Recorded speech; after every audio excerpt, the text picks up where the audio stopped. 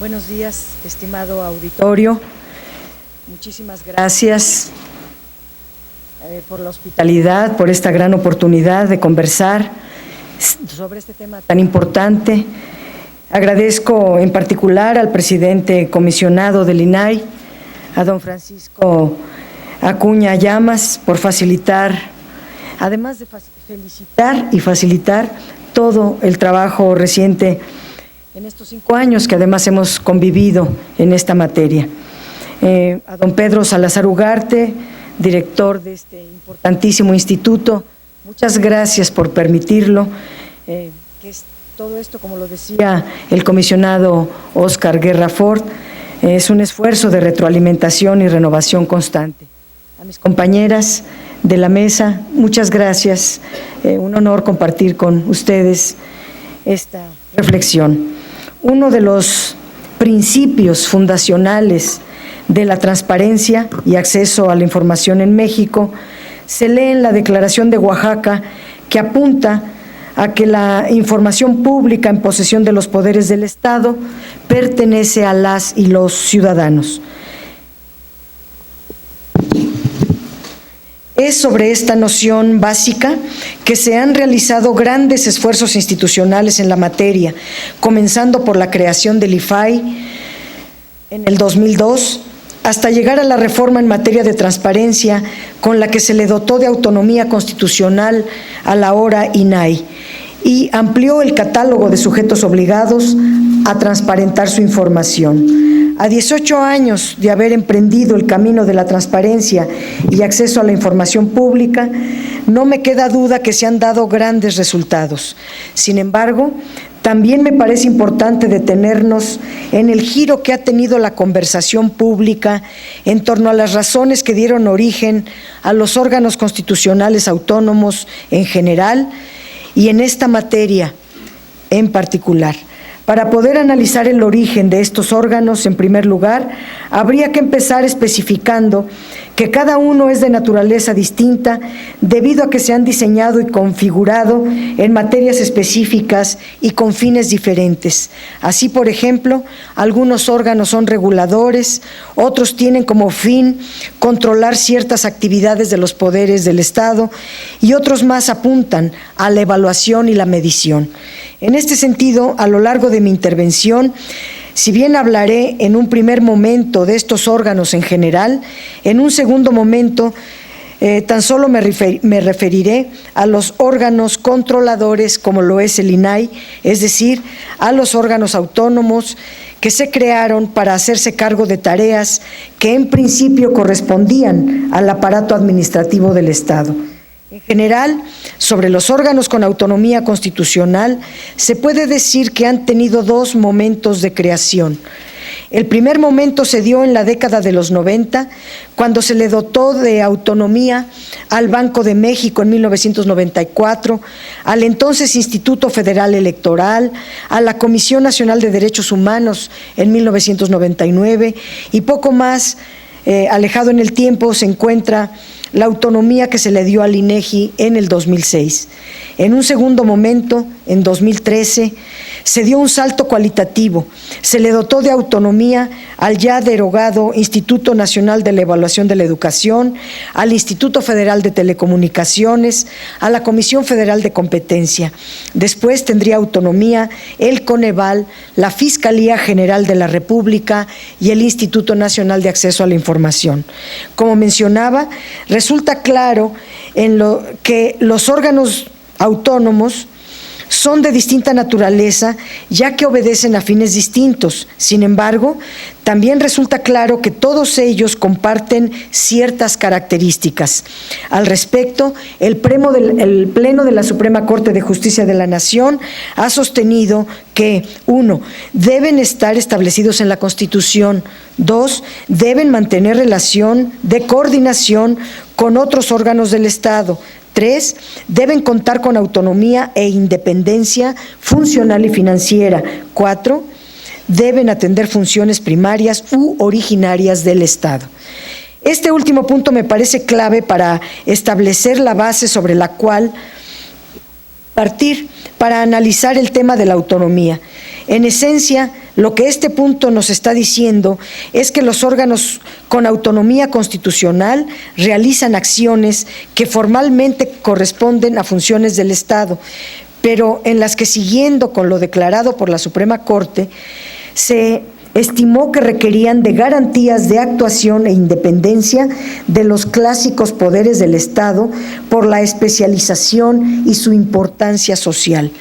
Ahora bien, la pregunta que cabe hacer en este aspecto se refiere a cuáles serían las razones por las cuales se estima que cierta actividad específicamente del aparato administrativo del Estado deba transferirse a órganos autónomos. Para responder a esta pregunta, tenemos que remitirnos a los años de la transición democrática, pues fue el periodo en el que no solo sucedieron grandes cambios políticos, sino que también se generó un nuevo lenguaje a partir del cual se podría entender y explicar la nueva vida pública del país. En este sentido, la idea de crear órganos autónomos, es decir, órganos ciudadanos, no políticos, no partidistas, tuvo como razón el inevitable descrédito de los partidos políticos, pero también el descrédito del Estado y de la política en general. En consecuencia, se puede hablar de una particularidad propia de la transición democrática, que fue la despolitización de la vida pública, precisamente porque el propósito fue separar ciertas acciones estatales de la política. De lo que se trató fue de construir una institucionalidad en la que no fueran los programas políticos de los poderes tradicionales del Estado, ni de los partidos políticos los que fijaran los fines, sino de una institucionalidad que respondiera a estándares técnicos y no políticos. Ahora bien, queda claro el origen de esta desconfianza hacia la política.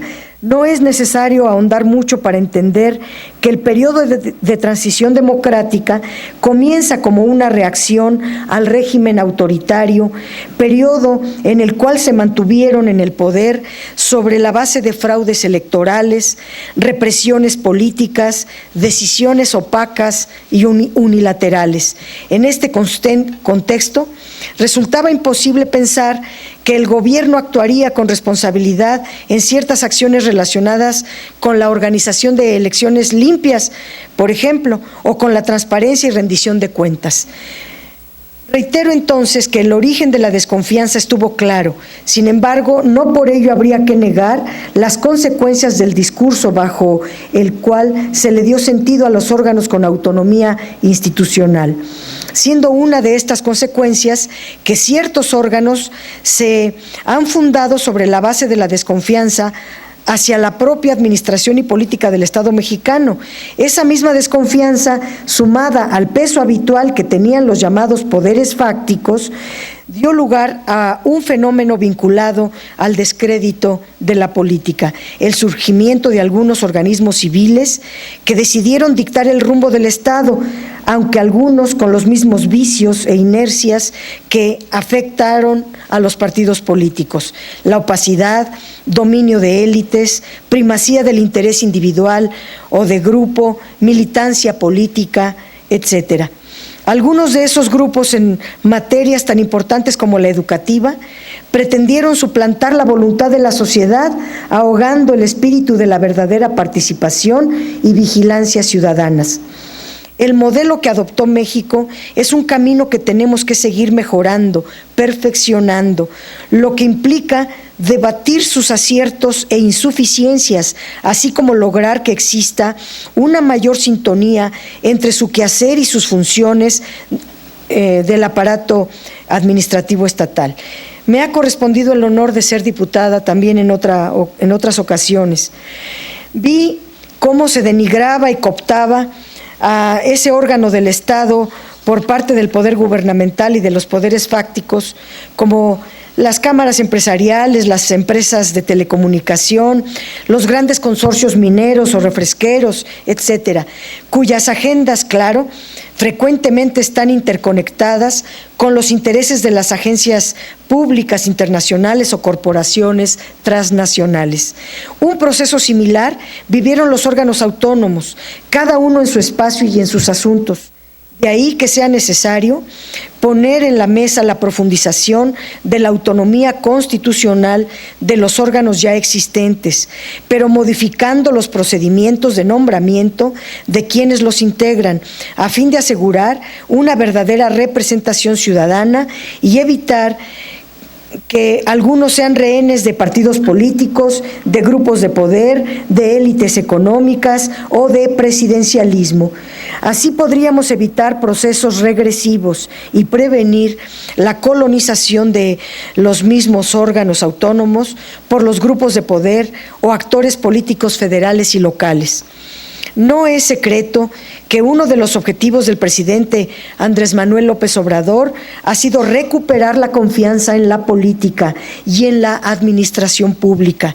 Y si bien hemos tenido testigos de que en buena medida el funcionamiento de las instituciones públicas depende de la voluntad política, también es cierto que se necesitan reglas de funcionamiento claras, así como de buenos funcionarios que basen su actuación en los principios de certeza, legalidad, imparcialidad, eficacia, objetividad, profesionalismo y transparencia.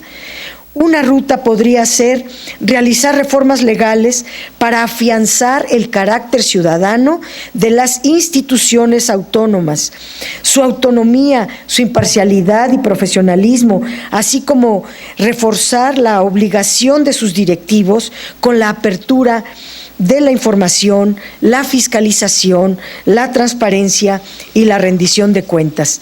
Es un hecho que hemos tenido significativos progresos en materia de legislación y creación de instituciones relativamente autónomas, pero también lo es que la práctica y la cultura política predominante se encargaron de socavarlos, pues surgieron, o más bien siguieron prevaleciendo los viejos usos, las trampas y las conductas anómalas que legitimó el régimen autoritario.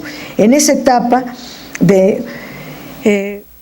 tenemos que evaluar y desde luego no generalizar. Hay ejemplos que nos enorgullecen de estas autonomías, pero en esta etapa de cambio profundo es preciso imaginar nuevas rutas, sin dejar de lado la aspiración por la transparencia y acceso a la información. Al contrario, se trata de valorar y mantener los avances que han tenido a lo largo de estos años, pero sobre la base de un nuevo arreglo institucional que permita generar un Estado más fuerte, que sea capaz de inspirar confianza en la ciudadanía y partir del profesionalismo y la transparencia con que actúan sus propias instituciones. Agradezco la oportunidad de participar en este importante foro. Muchas gracias.